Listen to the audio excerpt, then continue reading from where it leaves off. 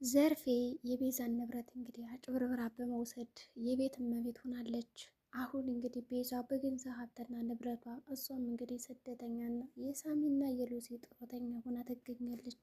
አሁን ላይ ዘርፌ እንደፈለጋት በዛ ቤት እንግዲህ እየተንደራቀቀችበት እንዲሁም ደግሞ ቲጅን የቤት ሰራተኛ አድርጋ ቀጥራ እሷ እንደፈለጋት እየሆነች ነው እንግዲህ በሰው ቤት። በዛውም ደግሞ ያሳደገቻትን ልጅ ሉላን ራሱ ከርታት ነው እንግዲህ የቤዛን ሀብትና ንብረት በራሷ ስም ያዞረችው። በሌላ በኩል እንግዲህ ቤዛ ሀብትና ንብረቷን ለማስመለስ አሁንም እየታገለች ትገኛለች። ሉላም በዚህ በኩል እንግዲህ ለማገዝ ተስማምታ ነበረ። እስካሁን እንግዲህ የሀብት መመለሻ መንገዱን እንዴት አድርገን መምጣት እንዳለብን እያሉ ሰብሰብ ብሎ እየተማከሩ ይገኛሉ። በሌላ በኩል እንግዲህ ዶክተር ሮቤል የሳሚ ወንድም እንደሆኑ ማለት የሮቤል ወንድም እንደሆነና የሱራፌል ወንድማማቾች እንደሆኑ ተረድተዋል ማለት ነው። ሱራፌልም እንግዲህ ከዶክተር ጋር ያለውን ግንኙነት ያው አቋርጧል። እንግዲህ ብዙ ጊዜ ዶክተሩ ጎድቶታል፣ አስወግዶታል፣ ደብድቦታል። የሚገርም ነገር እና ይሁን እንጂ ሱራፌል የመረጠው እንግዲህ ከሳሚ ጎን መቆም ነው። ቲጅም እንግዲህ የቤት ሰራተኛ ሆና ገብታለች። የሚያሳዝን ነው እንግዲህ ቲጂ በግድ የለሽነት እንዲሁም ደግሞ ጎዳና ላይ ወድቃ አድራ አሁን ደግሞ የቤት ሰራተኛ ሆና ስትመጣ በጣም የምትገርመው ወይዘሮ ዘርፌ እንደፈለጋት እያሽከረከረቻት ነው። ያው ጊዜ ተለዋዋጭ ነው፣ ተሽከርካሪ ነው። እኔም የሆነ ጊዜ እንደዚህ ፈታ ዘና ብዬ ነበር የምቀመጠው፣ ግን ምን ይደረጋል አሁን እኔ ለእለት ከእለት ኑሮ ስል ዝም ማለት አለብኝ በማለት እንግዲህ ቲጂ ወይዘሮ ዝናሽም ማለት ነው መዳም እያለች ነው ጭራሽ የምጠራት ማለት ነው። በጣም ነው ያሳቀችኝ እንግዲህ መዳም ስትላት። ዝናሽም እንግዲህ ታንከላክላታለች። ያው አሰሪ እንደመሆኗ የቤት እመቤት እንደመሆኗ ስራሽን ሂጂ ስሪ እያለች ነው እንግዲህ በጊዜ ነው የምታንከላክላት። ሆኖም እንግዲህ ቡና ፌሌ ትባላለች፣ ቡና ታፈላለች ማለት ነው። ቡናውን እንግዲህ ከሰጠቻትም በኋላ ከቡናው ላይ ሉላ የሆነ ማደንዘሽ ጨምራበታለች። የእንቅልፍ መድኃኒት ጨምራ እንድትጠጣውና ከዛ ካለችበት ነገር እንድተኛም አድርጋን ነበረ። ሉላ እንግዲህ ይህንን ነገር ያመጣችው ወይም ደግሞ እንድትተኛ ያደረገቻት ለሁለቶችም ነበረ። በመጀመሪያ እንዳትጠረጥር በማድረግ እንግዲህ ለቲጂ ነበር ቡናው እንድትጠጣ ያደረገቻት። ይሁን እንጂ አብረን እንጠጣ ስትላት ቲጂ ሉላ አልፈልግም ነበር ያለችው። ምክንያቱም አብራት ጠጥታ ቢሆን ኖሮ ቡናው ራሱ ተመርዟል። ግን ሉላ ምንድን አለቻት? እኔ ቀድሜ ጠጥቻለሁ፣ ስለዚህ መተኛት አለብኝ ትልና ሉላ እንግዲህ ቡናው ቃታ ሰጣታለች ለቲጂ። ቲጂም እያረፈ መጠጣት ትጀምራለች። ከዛ እንግዲህ ይኸው አክስትሽ በገንዛ ቤተሰቦች ቤት እየተንደላቀ እየኖረችበት ከመጀመሪያውኑ ጀምሮ ከኔ ጋር እንስማማ አብረን እንስራ ብለሽ ይህ ሁሉ ነገር አይመጣብሽም ትላታለች ማለት ነው። ሉላም ትበሳጭና አይመለከትሽም የራስሽ ጉዳይ ብላ እንግዲህ ያው አመነጫጭቃት ነው እንግዲህ ወደ መኝታ ክፍል ሄደችው። ቲጂም እንግዲህ ቡናውን ጠጥተው ስለነበረ በጣም እያንቀላፋሽ ነው፣ ትንጠራራለች። ዝናሽም እንግዲህ ተቀበለች ቡናውን። ከጠጣሽ በኋላ እሷም እንግዲህ ትተኛለች። ሳሚ እንዲሁም ሱራፌል ሉሲ ተጨምረው እንግዲህ ምግብ እየበሉ እያለ በዚህ መካከል እንግዲህ እንዴት ነው ከዛ ቤት በቃ ያችን ቤዛን የምናስወጣት፣ ሀብትና ንብረታቸውንስ እንዴት ነው ማስወጣት ያለብን እያሉ እያቀሩ ነው። እንግዲህ ሳሚም አንድ ያሰበው ሀሳብ አለ። ቲጂ ከዛ ቤት ከሆነች በእርግጠኝነት ሀሳባችን ይከሽፍብናል፣ ምንም ይሳካልን ነገር የለም። ምናልባትም ቲጂ ደግሞ እኛ ያቀርነውን ነገር ካወቀች ወይ ገንዘብ ስቶኝ ነው ወይ ደግሞ በእርግጠኝነት ለዶክተር ሮቤል ተናግራ ሀሳባችን ይከሽፍብናል እና በእሷ በኩል የሆነ ነገር ማድረግ አለብን ብለው ይመካከራሉ። እንግዲህ ምግብ እየበሉ እያለ ሳሚም ለቤዛ ሊያጎርስ ሲል ሉሲ ትክላ ታይዋለች ማለት ነው። ምክንያቱም እንግዲህ ሱራፌል ባሏ ተቀምጦ እንዴት ነው ሳሚ የሚያጎርሳት የሚለው ነገር ግምት ውስጥ በማስገባት ነው።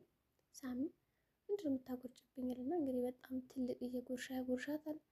ከዛ እንግዲህ እንዲያሳይ ተነሳት እኮ ሚስቴን እያለ ሱራፌልም እንግዲህ ሲያጎርስ ነበረ ሚስቱን። እኔ ግን አልተዋጠልኝም። እንዴት ነው ሱራፌል የሆነ ተቀይረው ነው ቤዛ እንደዛ የሚንከባከባት? ያውም ደግሞ ከነሳሚ ቤት ሆነው ከዛች ጠባብ ጎጆ ቤት አብረው እየኖሩ እኔ ይህ ነገር አልተዋጠልኝም። ምናልባትም እኮ የቤዛ ሀብትና ንብረት ቢመለስ ተመልሶ በራሱ ስም ካደረገው በኋላ ሊከዳትም ይችላል። ሳሚ እንግዲህ ትልቅ መስዋዕት እየከፈለ ነው ያለው። እንዲሁም ደግሞ የእናንተ ሀብትና ንብረት ተመልሶ እስከማየው ድረስ እኔ እንቅልፍ አይወስደኝም እያለ ይነግራቸዋል ማለት ነው። ሉሲም እንግዲህ ይቅርታ ትጠይቃለች። እንደው ቤዝዬ ይቅር በይኝ። ከዚህ በፊት እኮ በቃ አንቺን በምንም ነገር እንዲረዳሽ ፍቃደኛ አልነበርኩም። ሀሳቡን በሙሉ በጣም አከሽፍበት ነበረ። አንቺ ጋር እንዲሆን ስለማልፈለግ ነው ትላታለች። እንግዲህ ቤዝም ምንም ችግር የለውም በማለት ጉዳዩን ታሳምናትና አሁንም በሚሰሩት እቅዳቸው አብረው እንደሚካተቱ ሴቶችም እንደሚጨምሩ ያሳውቋቸዋል። እንግዲህ ምግብ እየበሉ እየተጫወቱ እያለ በዚህ መሀል ሉሲ ትንሽ ያቆለውላትና ወደ መጸዳጃ ቤት ትሄዳለች።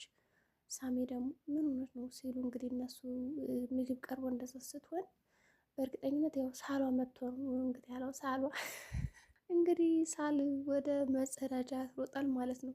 ስለዚህ ምንድን ነው ያለው ሳል ግን ቤዛ የጠረጠረችው ነገር አለ። ሉሲ በእርግጠኝነት እርጉዝ ነች የሚል ግምት ነበራት።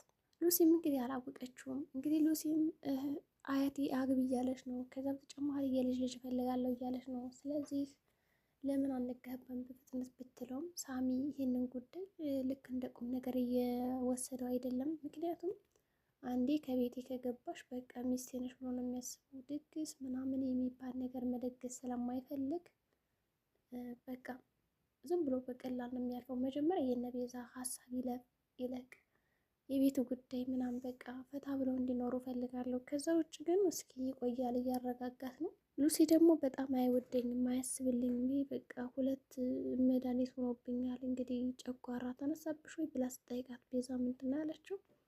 አዎ ተነስቶብኛል። ያውም እንግዲህ የጨጓሮች በሽታ ቫይታሚን እና እንደዛ ነገር ናቸው። ሳሚና ሱራፌል የሚል መልስ ነበር የመለሰችው። ብቻ እንግዲህ ቅብጥ እያለች ነው ሉሲ።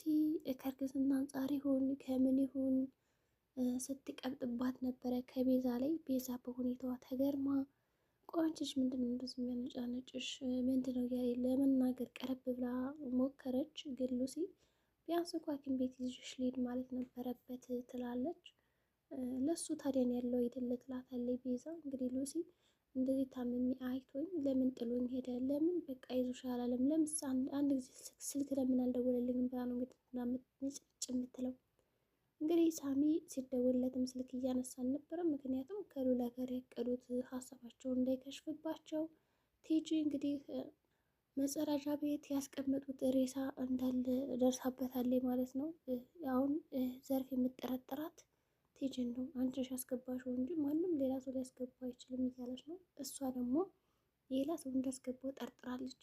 እንግዲህ ሉላ ስልክ ስታወራ ተደብቃ ከነሳሚ ጋር እሷ በጭራሽ እኛ አብረናት እንዳለን ማወቅ የለባትም ሲላት እንግዲህ ተደብቃ እየሰማች ነበረ።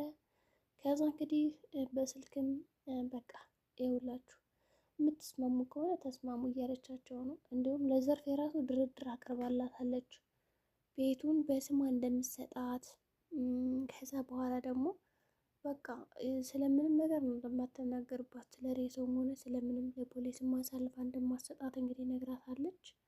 ዘርፌም እንግዲህ ያዙ ይልቀቁኝ እያለች ነው። እንግዲህ በቤቷ ምን ታደርግ ይሆናል ዘርፌ።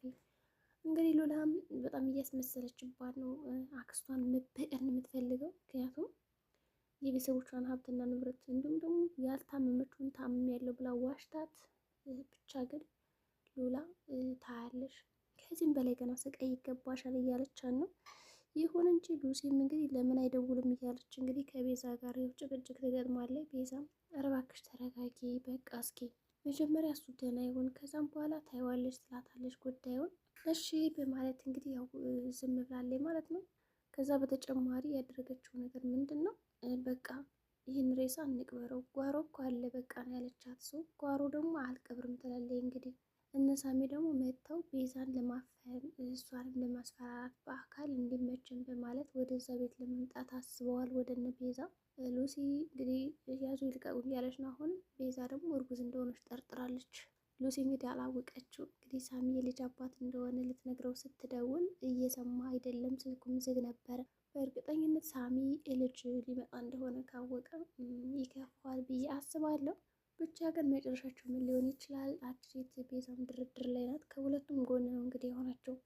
አሁን ከዘርፌ ጎን ነው መቆም ያለባት ወይስ ደግሞ ከነሳሚ ነው የሚለውን እሷ ናት መወሰን ያለባት። ግን ደግሞ በሚሰጧት ገንዘብ ልክ ነው። በእርግጥ ከባንክ ቤቱ የሰረቁት ገንዘብ በጣም ብዙ ስለሆነ ሁሉንም እኮ አካፍሎ ልትል ትችላለች እያለ ሳሚ ሲያስብም ነበረ። ሁላቸውም ያለምንም ገንዘብ እንደማትሰራ አውቀዋል። በመጨረሻም እንግዲህ ሱራፌል እና ሳሚ ወደዛ ቤት ገብተዋል። እንግዲህ ሌባ መስለው ዘርፌን ለማስደንገጥ ነው የገቡት። እቅዳቸው ይሳካል ወይስ ደግሞ አይሳካም? ያሰቡት ነገር መሳካት አለበት። የነ ሳሚ ማሸነፍ አለባቸው። እንግዲህ የዛሬው ቪዲዮአችን ይህን ይመስላል።